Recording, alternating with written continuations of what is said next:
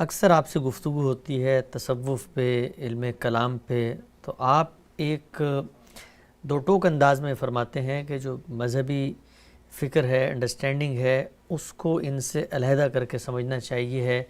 دین کے سورسز میں بالکل بات وضاحت سے، سادہ فطری استدلالات سے بیان ہوئی ہے۔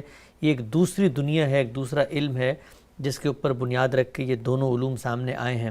سوال میرا آپ سے یہ ہے کہ جب ہم مذہب کو سمجھنے کی بات کرتے ہیں تو وہاں پر لازمی کچھ نہ کچھ علوم آپ پیدا ہوتے ہیں، سیکنڈری علوم مذہبی نصوص، مذہبی متون تک پہنچنے کا ذریعہ بنتے ہیں۔ فقہ ہے، اصول تفسیر ہے، اصول حدیث ہے، اس طرح زبان و بیان کے فنی تکنیکی علوم ہیں، بلاغت کا علم ہے، علم معانی ہے، علم بیان ہے۔ ان سب کو تو آپ اپریشیٹ بھی کرتے ہیں، اپناتے بھی ہیں، تلقین بھی کرتے ہیں، پڑھاتے بھی ہیں، لیکن یہ اصول فقہ سے علیحدہ یہ جو علم کلام اور تصوف ہے، ان کو کیوں الگ کرتے ہیں؟ ان کو بھی ایک نیچرل علم کی طرح مذہبی علوم کا معاون علم کیوں نہیں تسلیم کیا جا سکتا؟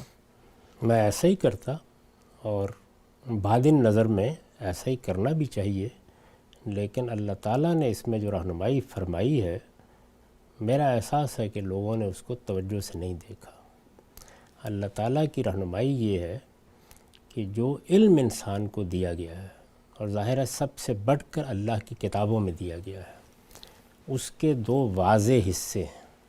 سورہ آل عمران کی ابتدا میں یہ بتایا ہے کہ یہ علم جو کچھ بھی تم کو حاصل ہوا ہے، اس میں ایک حصہ وہ ہے جس کا تعلق محکمات سے ہے، یعنی اللہ نے کتابیں نازل کی ہیں، پیغمبروں کی ہدایت تم تک پہنچی ہے، اس میں اللہ کی آیتیں ہیں، اور یہ آیتیں جو ہیں دو طرح کی ہیں۔ ایک وہ ہیں کہ جو محکمات ہیں، ہن ام الکتاب، یعنی اللہ تعالیٰ کے ہاں یہی اصل میں تمام توجہات کا مرکز ہونی چاہیے۔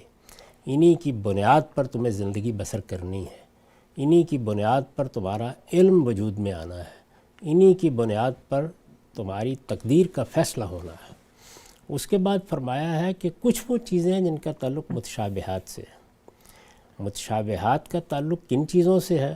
قرآن مجید کا مطالعہ کرنے سے بالکل واضح ہو جاتا ہے کہ یہ وہی چیزیں ہیں جو صوفیہ اور متکلمین کے ہاں موضوع بنی ہیں۔ ٹھیک، یعنی اللہ تعالیٰ کی ذات، اللہ تعالیٰ کی صفات کا ذات کے ساتھ تعلق، جیسے کہ ہمارے شاعر نے بیان کیا ہے نا کہ ہیں صفات ذات حق حق سے جدا یا عین ذات، تو اس طرح کی جتنی چیزیں ہیں وہ سب وہی ہیں کہ جن میں اللہ تعالیٰ نے ہمیں علم دیا ہے، لیکن اتنا ہی دیا ہے جتنے علم کو ہم اخذ کر سکتے ہیں، اپنی استعداد کے مطابق سمجھ سکتے ہیں۔ اس میں اگر ادنا درجے میں بھی کوئی آگے بڑھ کر بات پوچھی گئی ہے تو فرمایا ہے کہ یہ میرا امر ہے، یعنی میری طرف سے ایک امر صادر ہوتا ہے، وہ لفظ کی صورت بھی اختیار کر لیتا ہے جیسے کہ وہی ہے، وہ میری مخلوقات کی صورت بھی اختیار کر لیتا ہے جیسے کہ تم اپنے آپ کو دیکھتے ہو، وَمَا أُوتِيتُم مِّنَ الْعِلْمِ إِلَّا قَلِيلًا۔ اس میں اللہ تعالیٰ فرماتے ہیں کہ میں نے متشابہات کا طریقہ اختیار کیا، یعنی خود اس کائنات کے خالق نے جب ان چیزوں کو بیان کرنا چاہا ہے تو متشابہات کا طریقہ اختیار کیا ہے۔ کیوں اختیار کیا ہے؟ اس لیے کہ انسانی علم پر یہ حد لگی ہوئی ہے کہ جس وقت آپ کسی چیز کو سمجھنا چاہتے ہیں تو ظاہر ہے کہ سمجھیں گے بھی تو آپ کے ہاں ایک زبان کا عمل ہوتا ہے، بیان کریں گے تو یہاں پر بھی تعبیریں چاہیے آپ کو، تو جیسے ہی آپ ان کو اپنے باطن میں سمجھتے ہیں یا ظاہر میں ان کا اظہار کرتے ہیں تو اس میں آپ تمثیل کا شکار ہو جاتے ہیں، یعنی جو چیزیں آپ کے علم میں ہیں، جن سے آپ واقف ہیں، جن کو آپ نے دیکھا ہے، انہی کے لیے الفاظ وجود میں آئے ہیں، وہی آپ کی گرفت میں آ سکتی ہیں۔ ٹھیک، تو اس لیے اللہ تعالیٰ نے اس میں یہ طریقہ اختیار کیا ہے کہ دنیا کی چیزوں کی کچھ مثال دے کے بتایا جاتا ہے۔ اپنی ذات کے بارے میں یہ فرمایا کہ لیس کمثلہ شیء، وہاں پر کوئی مثال بھی نہیں دی جا سکتی۔ تو اب اللہ تعالیٰ کی صفات کیا ہیں، ان صفات کا اس کی ذات سے کیا تعلق ہے، وہ صفات فعال کیسے ہوتی ہیں، ان کی تاثیر کب سے ہے، کب تک رہے گی، یہ سب وہ امور ہیں کہ جن میں بس ضروری علم دے دیا گیا ہے، اور یہ فرمایا ہے کہ یہ آیات متشابہات ہیں۔ اب اس کے بعد مزید دیکھیے آگے کیا کہا ہے، فرمایا کہ وَأَمَّا الَّذِينَ فِي قُلُوبِهِمْ زَيْغٌ، جن کے دلوں میں ٹیڑھ پیدا ہو جاتی ہے وہ کیا کرتے ہیں، وہ اپنی ساری توجہات کا مرکز انہی آیتوں کو اور انہی کے مضامین کو بنا لیتے ہیں۔ اچھا کیسے بناتے ہیں اس کو بھی واضح کیا، فرمایا ابتغاء الفتنہ و ابتغاء تاویلہ، یعنی یا تو فتنہ پردازی پیش نظر ہوتی ہے، اور یا یہ ہے کہ مخلص لوگ ہوتے ہیں لیکن کسی چیز کی حقیقت جاننے کے درپے ہو جاتے ہیں، درا حال ہے کہ اس کی حقیقت کو جاننا یا گرفت میں لینا یہ ان کی استعداد میں ہے ہی نہیں، انسانی سطح پر موجود نہیں ہے، تو پھر کیا ہوتا ہے، پھر خیالات کے گھوڑے دوڑاتے ہیں، ابتغاء تاویلہ۔ اب اس کے بعد آگے کہا ہے والراسخون فی العلم، یہ جو اللہ نے علم دیا ہے قرآن مجید میں، اس علم میں جن کا رسوخ ہے، یعنی جنہوں نے اس علم کو اپنا محور بنا لیا، اسی پر ڈیرے ڈال دیے، اسی کی بنیاد پر اپنے تمام فیصلے کرتے ہیں، اس کے حدود سے ایک قدم آگے نہیں بڑھاتے، وہ کون ہیں؟ وہ علم میں، اس علم میں رسوخ رکھنے والے ہیں۔ وہ کیا کرتے ہیں؟ ان کے سامنے یہ چیزیں آتی ہیں تو کبھی ان کی تعویل کے، کبھی ان کی حقیقت کو جاننے کے درپے نہیں ہوتے۔ وہ کیا کرتے ہیں؟ وہ یہ کہتے ہیں کہ یقولون آمنا، پروردگار ہم ایمان لے آئے، کل من عند ربنا، جو چیز بھی ہمیں بتا دی گئی ہے وہ ہمارے پروردگار کی طرف سے ہے، ہم نے اس کو مان لیا۔ اور فرمایا کہ یہ وہ نصیحت ہے جو صرف وہی حاصل کرتے ہیں کہ جو اولو الالباب ہیں، عقل والے ہیں۔ اور دونوں باتیں بیان کر دیں کہ اگر اپنے عقل کے صحیح حدود کو جانتے ہو تو تب بھی رویہ یہی ہوگا، اور اگر اللہ کی کتاب کی روشنی میں سمجھتے چاہتے ہو تو اس کے علم میں رسوخ رکھنے والوں سے بھی اللہ کی توقع یہی ہے۔ تو اس وجہ سے یہ وہ دائرہ ہے کہ جس کے اندر قرآن مجید نے ہمیں بتا دیا ہے کہ اس میں ایک قدم بھی نہیں رکھنا کسی آدمی کو، تو اگر قدم بھی نہیں رکھنا اس دائرے میں تو اس میں کوئی علم، کوئی فن وجود میں کیسے آ سکتا ہے؟ اس کے بعد دوسرا دائرہ محکمات کا ہے۔ محکمات کے دائرے میں ہمیں تدبر کی ہدایت کی گئی ہے، اس میں ہمیں غور کرنا ہے، اس میں ہمیں اجتہادات کرنے ہیں، اس میں ہمیں اطلاق کرنا ہے چیزوں کے اوپر، تو وہاں تو ہماری ذمہ داری ہے کہ اس کے اندر اتریں، تو وہاں بہت سے علوم وجود میں آئیں گے۔ تو ہمارا جو حدیث کا علم ہے وہ علم کیسے وجود میں آیا ہے؟ وہاں پر تو اصل میں ہم اللہ کے پیغمبر کے علم تک پہنچنے کی صحیح کر رہے ہیں، لوگوں نے بیان کر دیا ہے، ہم اس کے اندر اترتے ہیں، جاننے کی کوشش کرتے ہیں کیا پہنچا ہے کیا نہیں پہنچا۔ اسی طرح قرآن مجید رسالت مآب صلی اللہ علیہ وسلم سے پہنچا ہے تو علم وجود میں آئے گا، اس کو پڑھا جائے گا، سمجھا جائے گا، اس کی قرات ہوگی، یہ سب چیزیں ہوں گی اس کے اندر، تفسیر کے علوم وجود میں آئیں گے۔ بالکل اسی طریقے سے جو محکمات میں تدبر کے نتیجے میں ہماری فقہ مرتب ہوگی، اصول فقہ مرتب ہوں گے، یہ سب علوم جائز علوم ہیں، نافع علوم ہیں، یہ علوم وہ ہیں جن کا ہمیں حکم دیا گیا ہے۔ آپ دیکھیے اس معاملے میں ایک تو یہ فرق کیا قرآن نے، ایک اور فرق کیا ہے۔ رسول اللہ صلی اللہ علیہ وسلم دنیا میں موجود ہیں، لوگوں نے سوالات کیے ہیں، جیسے میں نے ابھی مثال دی، ایک سوال اس دائرے کے متعلق کر دیا گیا، یسألونک عن الروح، ایک اجمالی جواب دینے کے بعد فرمایا وما اوتیتم من العلم الا قلیلا، ایاز قدر خوش بشناس، اپنے حدود میں رہو، تمہیں اس طرح کے معاملات کا بہت تھوڑا علم دیا گیا ہے۔ کچھ لوگوں نے ان چیزوں کے بارے میں سوالات کیے جو حکمت کے خلاف تھا کہ اس کا جواب دیا جائے۔ ایک آدمی رسول اللہ کی خدمت میں آتا ہے، آ کے پوچھتا ہے کہ میرے 2-3 بچے ہیں، میں معلوم کر سکتا ہوں کہ ان میں سے کون فی الواقع میرے ہاں سے پیدا ہوا ہے اور کون کسی ناجائز تعلق کے نتیجے میں پیدا ہوا ہے؟ تو کہنے کو تو اس کا جواب اللہ تعالیٰ دے دیں گے، لیکن کیا یہ جواب دینا چاہیے؟ تو تنبیہ کی کہ ایسی باتیں مت پوچھو کہ جن کا جواب اگر دے دیا گیا تو اس دنیا میں تمہارا نظم برباد ہو کر رہ جائے گا۔ لیکن جس وقت محکمات کے بارے میں سوال کیا گیا تو آپ جواب سنیے اللہ تعالیٰ کا سورہ بقرہ میں، فرمایا اس وقت میں اپنے پیغمبر کے ذریعے سے تم سے بات کر رہا ہوں، اجیب و دعوت الداعی اذا دعان اذا سالک عبادی انی فانی قریب، میرے بندے کوئی سوال کریں میں ہر وقت جواب دینے کے لیے تیار ہوں ان کا، ان سے کو پوچھو مجھ سے۔ تو یہاں سوال کیا جائے گا، پوچھا جائے گا، یہاں پر جواب ملے گا، اور اسی طرح سے اس دائرے کے اندر مسلمانوں کے علوم وجود میں آئیں گے، قیامت تک وجود میں آتے رہیں گے، ان پر کام بھی ہوگا، یہ سب کچھ بالکل جائز ہے، بلکہ ہمارا فریضہ ہے کہ ہم اس دائرے میں غور کریں، خوض کریں۔ چنانچہ فقہ ہے، اصول فقہ ہے، حدیث ہے، اصول حدیث ہے، تفسیر ہے، اصول تفسیر ہے، ان کے معاملے میں علوم نہ صرف یہ کہ آئیں گے بلکہ ہماری تمام توجہات کا مرکز بنیں گے۔ لیکن ان امور کے بارے میں کوئی علم وجود میں آنا ہی نہیں چاہیے۔ اس میں جو کچھ بتا دیا گیا ہے، یہ کہتے ہیں کہ کل من عند ربنا، یہاں انسان کی ضرورت صرف اتنی ہے کہ وہ یہ جان لے کہ اس کائنات کا ایک خالق ہے اور ایک دن اس خالق کے سامنے جواب دہ ہونا ہے. اس کی صفات کا اور اس کے سنن کا جتنا علم دینا تھا اللہ تعالیٰ نے وہ اپنی کتاب میں دے دیا ہے. اس میں سوالات کرنا، اس میں چیزوں کو متعین کرنے کی کوشش کرنا، اس میں حدود سے تجاوز کرنا، یہ کسی طرح بھی روا نہیں ہے. تو اس لیے ہم جب صوفیہ اور متکلمین کے کام پر تبصرہ کرتے ہیں یا اس کو قبول کرنے سے انکار کرتے ہیں تو اللہ تعالیٰ کی اس ہدایت کے تحت کرتے ہیں. اچھا، بہت ہی تفصیل سے آپ نے جواب دیا. ایک پہلو بار بار میرے ذہن میں آ رہا تھا، میں چاہتا ہوں اس پہ بھی آپ تبصرہ کریں. اتنی بڑی روایت ہے، ہزاروں کی تعداد میں کتابیں ہیں، لاکھوں علماء ہیں، پورے سلاسل ہیں. ایک قرآن مجید کی آپ نے آیت پڑھی، اس کے 2 الفاظ سے بتا دیا کہ اللہ نے منع کیا متشابہات کے در پہ نہیں ہونا، علم تمہیں کم دیا گیا ہے. بظاہر یہ آیت سارے لوگ پڑھتے ہیں، تلاوت بھی کرتے ہیں، لیکن کبھی اس طرف ذہن نہیں جاتا کہ اس آیت کے اندر ایک اتنا بڑا، اتنا گہرا، اتنا عمیق مضمون پوشیدہ ہے، مخفی ہے.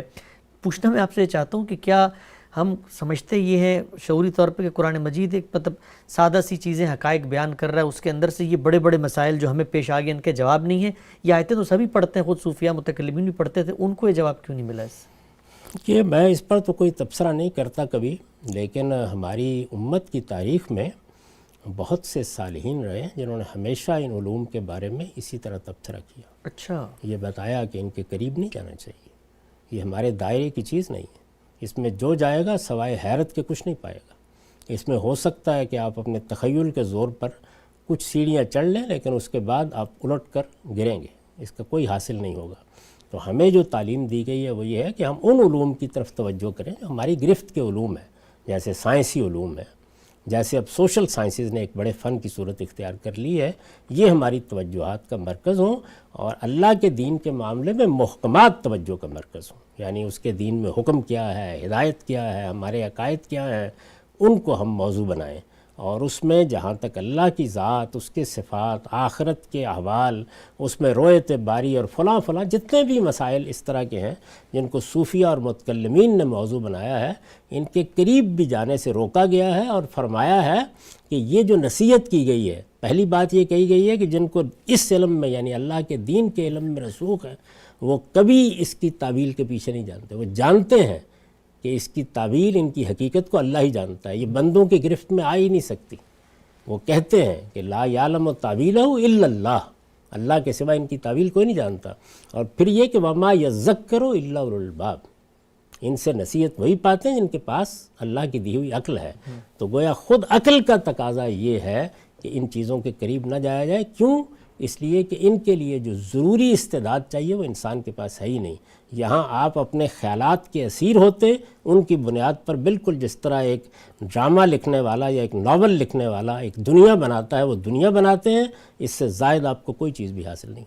آپ کی گفتگو سے یہ تاثر ملا کہ آپ کسی بھی جگہ پہ ان دونوں علوم کو ایڈجسٹ کرنے، ان کی کوئی تطبیق کرنے کے قائل نہیں ہیں، بلکہ ان کی جڑ سے، ان کی اساس سے ان پر تنقید کرتے ہیں، اور اس پر آپ کے کچھ اختلافات اور سوالات ہیں. آپ نے ایک حوالہ دیا تھا کہ ایسا نہیں ہے کہ یہ کام آپ پہلی دفعہ کر رہے ہیں. امت کی علمی روایت میں تصوف کے اوپر پہلے بھی کچھ نقطہ نظر رہے ہیں، تنقیدیں کی گئی ہیں. میں پوچھنا آپ سے چاہتا ہوں کہ جب ہم امت کی اس علمی تاریخ کو دیکھتے ہیں تو وہاں تو یہ نظر آتا ہے کہ تصوف کو 2 حصوں میں بانٹا گیا ہے. ایک وہ ہے جو بدعی تصوف ہے، یعنی اس کو قرار دیا گیا ہے یہ بدعت ہے، لیکن تصوف کا ایک بڑا حصہ ہے جس کو بڑے بڑے جلیل القدر مفسرین اور ہمارے حکماء اور مفکرین نے قبول کیا ہے، اسلامی فکر کی تاریخ کے علماء نے. ایک مثال بھی آپ کے سامنے رکھ دیتا ہوں کہ خود امام ابن تیمیہ، ان کے شاگردوں کی پوری روایت ہے، تصوف پہ تنقید کر رہے ہیں، لیکن تصوف یا علم کلام ہی کے مباحث ہیں جو خود ان کے یہاں بھی زیر بحث ہیں. تو آپ یہ کیسے ان 2 پورے کے پورے علوم کو ان کی جڑ سے کاٹنا چاہتے ہیں یا اس پہ اختلاف کرتے ہیں؟ میں نے جس چیز کو بنیاد بنا کر گفتگو کی ہے اس کو پیش نظر رکھیے. جب بھی کوئی چیز ہمارے سامنے آتی ہے تو ایسا نہیں ہوتا کہ وہ ساری کی ساری شیطنت ہوتی ہے. اس میں بہت سی چیزیں ایسی ہیں کہ جن کی ہم تعریف کریں گے، بہت سی چیزیں ایسی ہیں کہ جو ہر لحاظ سے قابل قبول ہوں گی، بہت سی چیزیں ایسی بھی ہو سکتی ہیں کہ جن میں کوئی دین کا نیا پہلو، کوئی نیا فکر، کوئی ایسی بات کہ جس سے دین کی کوئی بڑی غیر معمولی ہدایت سامنے آئے. یہ سب چیزیں اہل علم کے کام میں آتی رہتی ہیں. جس چیز کی طرف میں نے توجہ دلائی تھی وہ یہ کہ جب یہ کہا جاتا ہے کہ ایک طرف فقہ ہے، اصول فقہ ہے، محدثین کا کام ہے، مختلف علوم ہے، ان کو تو قبول کیا جاتا ہے، لیکن جس وقت متکلمین اس طرح کی بحثیں اٹھاتے ہیں اور علم کلام کو ایک فن یا علم کے طور پر سامنے لایا جاتا ہے، یا متصوفین مثال کے طور پر توحید وجودی کی بحث ہے یا اور اس طرح کے بعض مباحث ہیں، ان پر گفتگو کرتے ہیں، تو ان کو کیوں قبول نہیں کیا جاتا؟ تو میں نے یہ عرض کیا تھا کہ اس لیے قبول نہیں کیا جاتا کہ اصول کے لحاظ سے فقہ، اصول حدیث، اصول تفسیر، یہ سب محکمات سے متعلق ہے۔ جہاں تک متشابہات کا تعلق ہے، اس میں اللہ تعالیٰ نے ایک واضح بات کہہ دی ہے اور اس میں وضاحت کے ساتھ یہ بتا دیا ہے کہ تمہیں کسی حال میں ان کے درپے نہیں ہونا۔ ان کے معاملے میں اصول کیا ہے؟ جتنی بات اللہ تعالیٰ نے بیان کر دی ہے، آپ اس میں اس کے معنی تک محدود رہیں گے۔ یعنی لفظ کے معنی کیا ہے، جملے کا مدعا کیا ہے، بات کس سیاق و سباق میں کہی گئی ہے۔ جیسے کہ مثال کے طور پر ابھی چند ہفتے پہلے ہم اس پر بات کر رہے تھے کہ اللہ تعالیٰ نے اپنے بارے میں یہ بتایا کہ هو الاول والآخر والظاہر والباطن۔ رسول اللہ صلی اللہ علیہ وسلم نے اپنی ایک دعا میں اس کا مدعا بھی واضح کیا، وہ خود قرآن کے الفاظ سے بھی بالکل واضح ہے۔ لفظ کی حد تک جو کچھ بھی اس کے مفاہیم ہو سکتے ہیں وہ آپ بیان کریں، تو ہم نے بھی اس کو بیان کیا کہ اللہ تعالیٰ نے یہاں یہ بتایا ہے کہ تم انسان چونکہ پیدا ہی اس طرح کیے گئے ہو کہ تمہارا وجود مادی ہے، تم یا تو زمان میں کھڑے ہو کر بات کرو گے یا مکان میں کھڑے ہو کر بات کرو گے۔ اللہ تعالیٰ ان تمام محدودیتوں سے بالاتر ہے۔ وہ اول ہے، اس سے پہلے کچھ نہیں، وہ آخر ہے، اس کے بعد کچھ نہیں، وہ ظاہر ہے، اس سے اوپر کچھ نہیں، وہ باطن ہے، اس سے نیچے کچھ نہیں۔ یعنی کوئی مکان، کوئی زمان، اس کے تصور کے ساتھ تم اس کی صفات کا ادراک نہیں کر سکتے۔ اس کے بعد یہ کہا کہ وہ ہر چیز کا اپنے علم سے احاطہ کیے ہوئے ہے۔ اتنی بات اجمال کے ساتھ مانی جائے گی۔ جیسے کہ میں نے عرض کیا تھا کہ جو ہمیں ہدایت کی گئی ہے وہ یہ ہے کہ ان چیزوں کی حقیقت کے درپے نہیں ہوں گے۔ یہ بتا دیا گیا ہے کہ اما الذین فی قلوبہم زیغ فیتبعون ما تشابہ منہ۔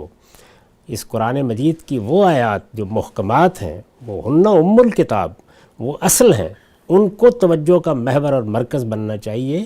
یہ جتنی بھی متشابہ امور سے متعلق آیات ہیں، ان کے درپے کسی کو نہیں ہونا چاہیے، اور اس میں یہ الفاظ ہیں کہ جن کے دلوں میں ٹیڑھ پیدا ہو جاتی ہے وہ ان کے درپے ہوتے ہیں۔ پھر بتایا کہ درپے ہونے میں دو چیزیں ہوتی ہیں، ایک تو یہ ہے کہ نیت میں خرابی پیدا ہو گئی، اس کو کہا ہے ابتغاء فتنہ۔ دوسرے کیا؟ نہیں، اپنی ذات میں تو مخلص لوگ ہیں لیکن چیز کی حقیقت جاننے کی خواہش پیدا ہو گئی ہے، تو ابتغاء تعویل۔ اس کے بعد یہ فرمایا کہ اللہ تعالیٰ نے یہ بات بالکل واضح کر دی ہے کہ جن لوگوں کو وہ اس علم میں، یعنی قرآن کے علم میں، اپنی کتاب کے علم میں رسوخ عطا فرماتا ہے، ان کا یہ رویہ نہیں ہوتا۔ ان کا رویہ کیا ہوتا ہے؟ یقولون آمنا بہی، وہ کہتے ہیں ہم نے ان چیزوں کو مان لیا، کل من عند ربنا، ہمارے پروردگار کی طرف سے یہ ہر چیز۔ اس نے بتا دیا اپنی ذات کے بارے میں جتنا موزوں تھا کہ وہ بتائے، اس نے بتا دیا اپنی صفات کے بارے میں جتنا مناسب تھا کہ وہ بتائے، جس کا ہم تحمل کر سکتے تھے۔ اب اس کے بعد آخر میں یہ کہا ہے کہ یہ خیال نہ کرو کہ تمہیں عقلی تدبر سے روکا جا رہا ہے، عقلی استنباط سے روکا جا رہا ہے، بلکہ اس بات کو سمجھنا کہ انسان کے حدود کیا ہیں، یہی عقل کا تقاضا ہے۔ وما یذکر الا اولو الالباب، یعنی یہ عقل والے ہیں جو یہ نصیحت قبول کرتے ہیں۔ اللہ تعالیٰ نے علم صرف یہی نہیں ہے، یہ بتایا ہے کہ علم یہ بھی ہے کہ خود تم اپنے حدود کو جان لو، تمہیں معلوم ہو کہ تمہیں کس دائرے میں یہ معاملہ کرنا ہے۔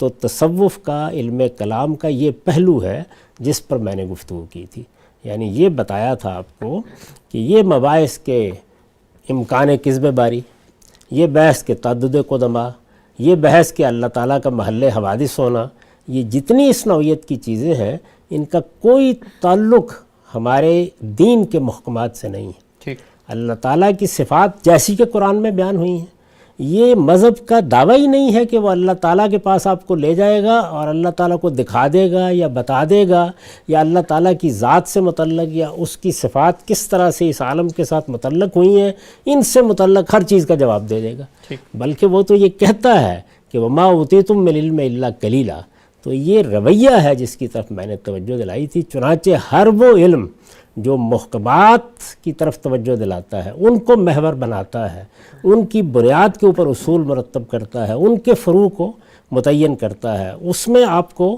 لے جا کر اس کے غوامض اور اسرار آپ کے سامنے رکھتا ہے، وہ علم محمود ہے، وہ علم نافع ہے، وہ علم دین کا مطلوب ہے. اور ہر وہ علم جو متشابہات کے بارے میں رویہ اختیار کرتا ہے وہ بالکل ناقابل قبول ہے.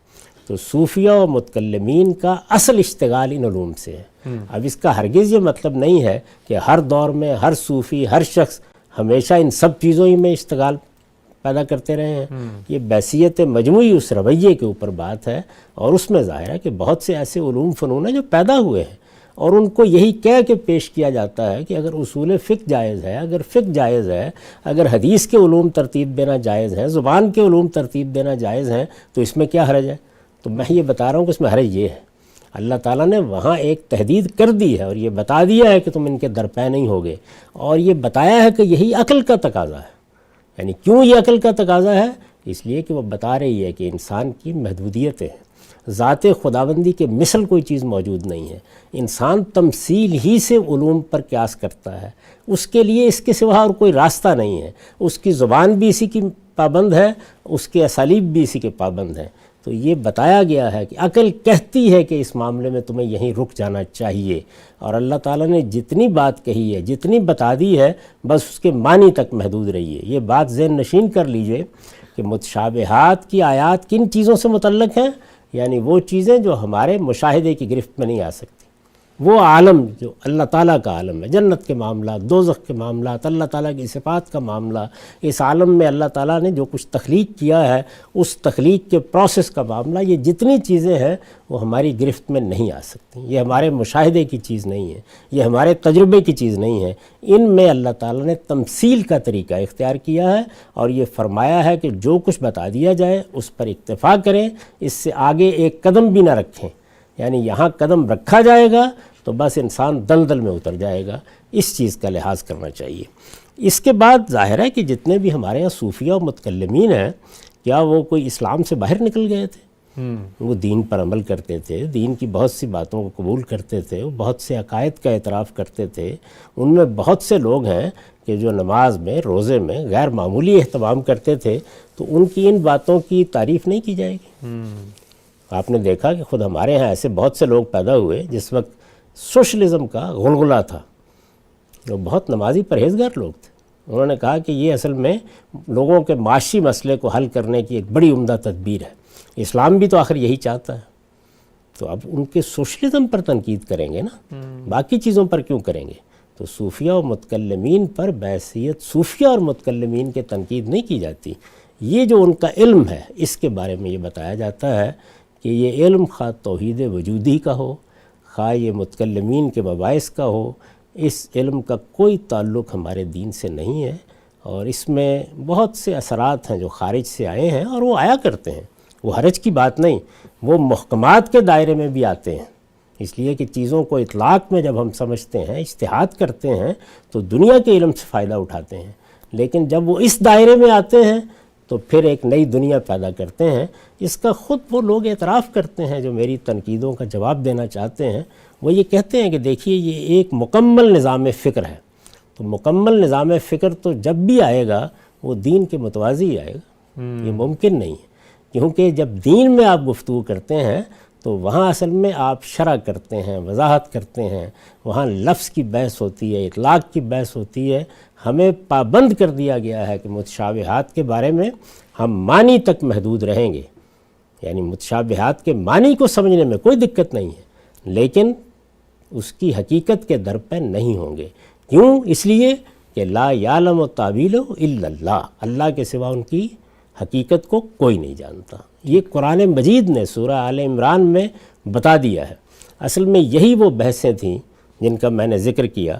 یہ بحثیں تھیں کہ جو پہلے خواص میں رہیں، اور پھر ہمارے ہاں عوام تک جب یہ پہنچیں تو یہ نور بشر کے مسائل، یہ علم غیب کے مسائل، یہ حاضر و ناظر کے مسائل میں تبدیل ہو گئی. پھر اس سے آگے بڑھیں تو یہ مختلف شخصیات کے فضائل کی بحثوں میں تبدیل ہو گئی.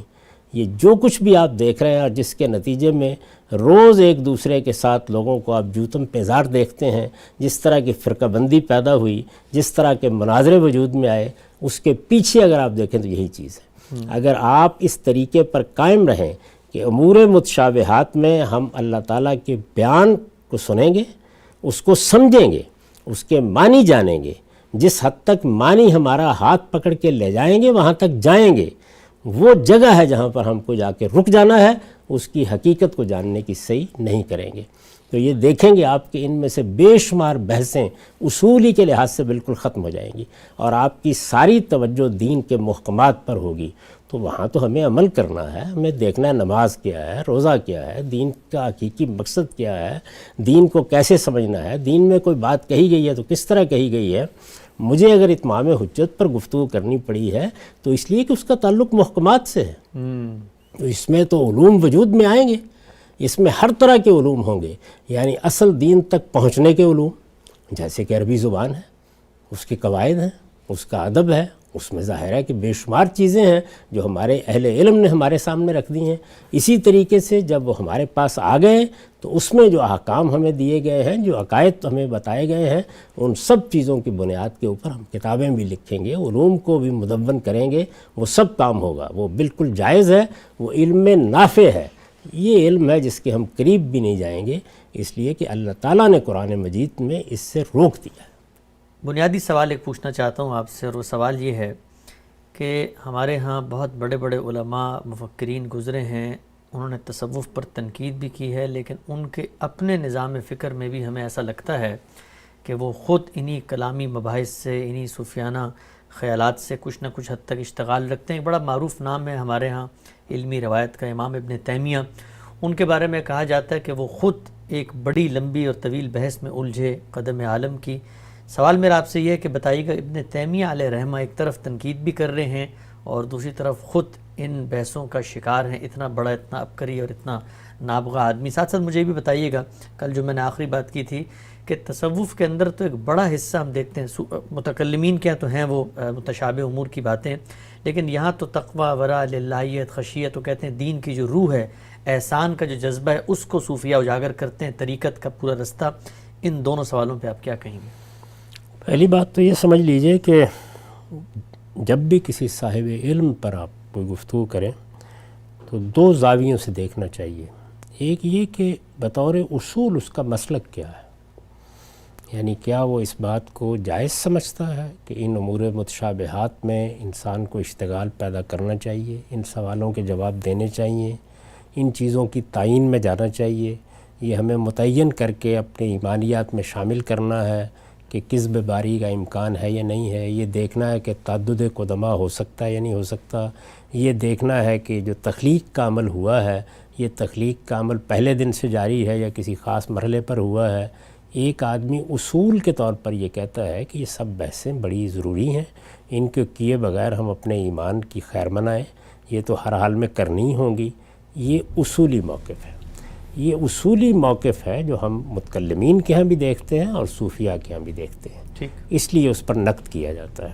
ایک دوسری چیز یہ ہے کہ کوئی شخص اصولی طور پر تو یہ کہتا ہے کہ نہیں، مجھے اس راستے پر نہیں جانا، لیکن ایک زمانہ ایسا تھا جس میں یہی بحثیں چاروں طرف تھیں، ہر آدمی یہی بحثیں کر رہا تھا، ہر شخص کی زبان وہی تھی، ہر شخص کے سوالات وہی تھے، اور جدھر آپ نگاہ اٹھا کے دیکھتے تھے بڑے بڑے فاضل لوگ، غیر معمولی شخصیات، وہ ان بحثوں کو اپنے لیے یوں سمجھ لیجئے کہ علم کے اظہار کا ایک بڑا ذریعہ سمجھتے تھے۔ اچھا، اور اگر ان کی نیت کو دیکھیے تو ان میں بہت سے ایسے لوگ بھی تھے کہ جو یہ خیال کرتے تھے کہ چونکہ فلسفیوں نے یہ بحثیں اٹھا دی ہوئی ہیں اور فلسفے کی پوری روایت کے اندر یہ چیزیں موجود ہیں، تو اگر ہم نے ان کو موضوع سخن نہ بنایا تو لوگوں کا ایمان خطرے میں پڑ جائے گا، تو ایک لحاظ سے وہ اس کو ایک دین کی خدمت بھی سمجھتے تھے۔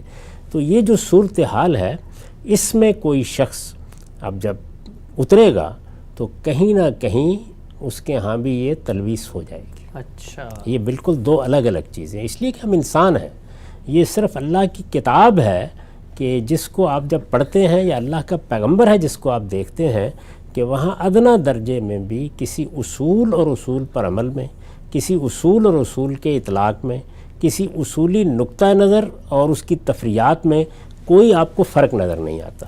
یہی چیز ہے کہ جو آپ کو یہ بتاتی ہے کہ یہ اللہ کی کتاب ہے اور یہ اللہ کا پیغمبر ہے. عام انسان میں ہوں، آپ ہوں، کوئی ہو، وہ اپنی طرف سے پوری کوشش کر رہا ہوتا ہے لیکن کہیں نہ کہیں پاؤں پڑ جاتا ہے. اسی چیز کو دیکھیے قرآن مجید نے بیان کیا ہے کہ جو چیز اللہ تعالیٰ سے مطلوب، اللہ تعالیٰ بندوں سے جس چیز کو مطلوب سمجھتا ہے وہ یہ ہے کہ وہ بڑے بڑے گناہوں سے بچنے کی کوشش کریں. اصول میں یہ مانے کہ انہیں اللہ کی نافرمانی نہیں کرنی، لیکن الا اللمم، کہیں نہ کہیں قدم پھسل ہی جاتا ہے. تو اللہ تعالیٰ ان چیزوں سے درگزر فرماتے ہیں. اسی طرح کا معاملہ جو ہے وہ سیئات کے بارے میں ہے. اس میں بھی یہ کہا کہ اگر تمہارا رخ صحیح ہے، تم نے اپنے آپ کو درست سمت میں رکھا ہے اور تم ان حدود کے اندر زندگی بسر کر رہے ہو جو اللہ نے قائم کر دیے ہیں، اور اس کی کسی بڑی خلاف ورزی کی طرف جانے کا سوچتے بھی نہیں ہو، تو پھر جو چھوٹی موٹی اس طرح کی غلطیاں ہو جاتی ہیں اللہ انہیں معاف فرما دیں گے. تو ابن تیمیہ یا اور بعض جو غیر معمولی شخصیات ہیں، اگر آپ ان کی تمام کاوشوں کو دیکھیں اور ان کے تمام افکار کا مطالعہ کریں تو یہ بالکل واضح ہو جاتا ہے کہ اصول کے لحاظ سے وہ ان بحثوں میں جانے کو جائز نہیں سمجھتے تھے. اچھا، یہی مانتے تھے کہ ہمیں ہر حال میں اسی طریقے پر رہنا چاہیے جس پر اللہ کے پیغمبر نے ہمیں چھوڑا ہے. انہی چیزوں کی تردید کے لیے وہ لکھ رہے تھے یا بات کر رہے تھے. لیکن اس کے دوران میں آپ ایک مثال سے یوں سمجھیے کہ اگر آپ کا غزال کہیں دلدل میں چلا گیا ہے تو ایک تو یہ ہے کہ آدمی کہے کہ دلدلی میں جانا تو اصل چیز ہے، اور اس کے بعد دلدل میں نہ صرف یہ کہ اترے، خوشی کے ساتھ اترے، بقائمی ہوش و حواس اترے، اور پھر وہاں پر جا کر گویا گردن اس میں دھس جائے. اور ایک یہ ہے کہ آپ کا غزال وہاں پہ چلا گیا ہے، آپ اس کو نکالنے کی کوشش کر رہے ہیں، اس میں بھی کہیں پاؤں پر کوئی چھینٹا کیچڑ کا پڑے گا، کہیں دامن پہ پڑے گا، کہیں ہاتھوں کو لگے گا، یہ ہوگا. تو اس طرح کی چیزیں ہوئی ہیں، ان کی خواہ مدافعت کی بھی ضرورت نہیں ہے. لیکن امام ابن تیمیہ کا یا اور بعض دوسرے اکابر جنہوں نے صحیح راستہ اختیار کیا، ان کا اصولی موقف وہی ہے. یہ دیکھیے نا کہ تشبیہ اور تنزیہ کی بحث میں بھی جب الجھے ہیں تو اس میں بھی بعض موقعوں کے اوپر یہ تاثر پیدا ہو گیا کہ جیسے ایک طرح سے وہ اللہ تعالیٰ کے لیے ایک جسم کا تصور رکھتے ہیں. وہ بار بار ان چیزوں کی وضاحت کرتے ہیں کہ میرا یہ مقصود نہیں ہے، میں یہ نہیں چاہتا، میں یہ نہیں کرنا چاہتا. لیکن تعبیر میں ہم انسان ہیں، یہ اللہ کی تعبیر نہیں ہے، قرآن کی صورت میں انسانوں کی تعبیر ہے. تو ہم سب کے ساتھ یہ ہو جاتا ہے. اصل چیز یہ ہے کہ اصول میں آپ کس مقام پر کھڑے ہیں. تو وہ اصول میں بالکل درست جگہ پر کھڑے تھے. تو آپ کے پہلے سوال کا جواب یہ ہے. دوسری چیز یہ ہے کہ دین میں ایک چیز تو یہ ہو گئی کہ وہ چیزیں جن کا تعلق ہمارے تجربے اور مشاہدے سے نہیں ہے، یعنی ہمیں جو تعلیم قرآن نے دی ہے وہ بڑی بے مثل تعلیم ہے. وہ یہ ہے کہ خیالات کی دنیا میں رہنے کی بجائے اور اپنے لیے ایک ما بعد طبیعتی فکشن تجویز کرنے کے بجائے پوری طرح محکمات پر کھڑے رہو اور اس بات کی صحیح کرو کہ جو چیز تمہیں دے دی گئی ہے اس چیز کو مانو، اس کو سمجھو. یہ بتا دیا گیا ہے. تو ایک تو یہ پہلو ہے کہ جس پہ اگر آپ امور متشابہات کے درپے ہوں گے، ان کی حقیقت جاننا چاہیں گے، ان کو متعین کرنا چاہیں گے، ان میں اٹھنے والے سوالات کا جواب دینے کے پیچھے جائیں گے، تو اس کا لازمی نتیجہ یہ ہوگا کہ اگر دانستہ نہیں تو نادانستہ آپ زیغ میں مبتلا ہو جائیں گے. اور اس کے لازمی نتیجے کے طور پر جس طرح کہ اللہ تعالیٰ نے فرمایا ہے، آپ ان حدود میں چلے جائیں گے جو بالکل عقل کے خلاف ہے. کیونکہ عقل صرف یہ سوالات نہیں اٹھاتی، وہ آپ کو یہ بھی بتاتی ہے کہ آپ کے حدود کیا ہونے چاہیے، آپ کو کدھر جانا چاہیے اور آپ کو کدھر نہیں جانا چاہیے. یعنی انسان کے لیے علم کے حدود بھی عقل متعین کرتی ہے. اور یہ جو سورہ آل عمران کی آیت میں فرمایا کہ وَمَا يَذَّكَّرُ إِلَّا أُولُو الْأَلْبَابِ، تو اس میں تنبیہ کی ہے کہ یہ اصل میں خلاف عقل رویہ ہے کہ آدمی اس دائرے میں چلا جائے جو دائرہ اس کے علم کا دائرہ نہیں. اور ہمارے علم کا دائرہ کیا ہے؟ یعنی یا ہمارا تجربہ اور مشاہدہ، اور یا اس کی بنیاد پر کوئی استنباط، یعنی خیالات کی کوئی دنیا بنا کے آپ اپنی اخلاقیات کے ماخذ بیان کرنا شروع کر دیں، آپ اپنی ما بعد طبیعت تجویز کریں. وہ متاثر تو بہت کرے گی. ارسطو افلاطون نے بھی جب بنائی ہے تو متاثر تو کرتی ہے، لیکن یہ کہ اس کی کوئی حقیقت نہیں ہوتی، وہ محض خیالات کی دنیا ہے. قرآن مجید نے ہمیں استدلال کے اس پہلو کی طرف توجہ دلائی، اور اصل میں جدید سائنس اسی کو اپنانے کے بعد دنیا میں یہ سب کارنامے دکھا رہی ہے جن کا انکار کرنا ممکن نہیں ہے. اور اس میں صحیح نتیجے تک پہنچنے کے لیے بھی آپ کیا کرتے ہیں؟ آپ اصل میں آثار کا مطالعہ کرتے ہیں اور آثار کی بنیاد پر ایک رائے قائم کرتے ہیں۔ تو یہاں علم کی اصل بنیادیں ہیں جن کو انسان کے لیے واضح کیا گیا ہے۔ دوسرا جو دائرہ ہے وہ یہ ہے کہ جس وقت آپ دین میں کچھ مقاصد کو دیکھتے ہیں، ان کو سامنے رکھ کر اللہ تعالیٰ نے کچھ چیزیں ہمارے لیے لازم کی ہیں، کچھ چیزیں ایسی ہیں جو ممنوع ٹھہرائی ہیں، کچھ چیزوں کو مستحبات قرار دیا ہے، کچھ چیزوں کی بارے میں بتایا ہے کہ وہ ناپسندیدہ ہیں۔ یہی در حقیقت ہمارے دین میں وہ احکام کا پہلو ہے۔ تو اس میں اگر آپ دین کے کسی مقصد کو لے لیں یا اس کی کسی حقیقت کو لے لیں اور اس کے لیے طریقے خود ایجاد کریں یا اس کے حدود خود متعین کریں، تو یہ وہ دائرہ ہے کہ جس میں پھر بدعت کے در آنے کا اندیشہ ہوتا ہے۔ اچھا، تو دونوں چیزیں بڑی اہم ہیں۔ یعنی جس طرح سے قرآن نے یہ بتایا کہ عقائد کے معاملے میں آپ یہ نہیں کر سکتے کہ آپ متشابہات امور کے در پہ ہو جائیں، آپ ہوں گے تو آپ ایک خلاف عقل کام کریں گے۔ بالکل اسی طرح سے قرآن مجید نے یہ اعلان کیا کہ جو کچھ بھی دین کے حقائق تھے ان کے لیے جو فارم، جو صورت بننی تھی، وہ رسالت مآب صلی اللہ علیہ وسلم کے دنیا سے رخصت ہونے سے پہلے پوری طرح بن گئی۔ چنانچہ اعلان کر دیا گیا کہ الیوم اکملت لکم دینکم واتممت علیکم نعمتی ورضیت لکم الاسلام دینا، یعنی جو دین ہم نے لیلۃ القدر میں دینا شروع کیا تھا وہ آج پایہ تکمیل کو پہنچ گیا ہے۔ جو نعمت ہم نے بندوں کو دینی تھی وہ نعمت اتمام کو پہنچ گئی ہے، اور اب یہ اسلام ہے جو محمد الرسول اللہ چھوڑ کر جا رہے ہیں، اسی پر ہر شخص کو راضی رہنا ہے۔ اللہ نے اسی کو پسند کیا ہے، تو اللہ کا پسندیدہ دین جو ہے اس کو اختیار کیے رکھنا۔ اسی چیز کو روایتوں میں اس طرح بیان کیا گیا، ما انا علیہ و اصحابی۔ تو اگر آپ اچھے سے اچھے کسی مقصد اور دینی کی کسی حقیقت کو سامنے رکھ کر کوئی ایسا طریقہ اختیار کریں گے کہ جس میں آپ اسی چیز کے لیے کوئی خود صورت بنائیں گے، کوئی حیات خود تجویز کریں گے، اس کے اندر کہیں غلب پیدا کر دیں گے۔ یعنی ایسا بھی ہوتا ہے بعض اوقات کہ ایک آدمی ایک نیکی کا، خیر کا کام ہے، لیکن اس میں غلب پیدا کر دیتا ہے۔ قرآن پڑھنا، قرآن کا درس دینا، یہ اپنی جگہ بڑی ایک غیر معمولی بات ہے، رمضان میں خاص طور پر اس کی اہمیت ہے، لیکن آپ یہ کہیں کہ میں تو ساری رات قرآن کا درس دوں گا اور لوگوں کو پڑھاؤں گا، تو یہ کیا چیز ہے؟ یہاں پہ غلب ہو گیا ہے۔ تو غلب سے بھی بچنا ہے، بدعت سے بھی ہر حال میں پرہیز کرنا ہے۔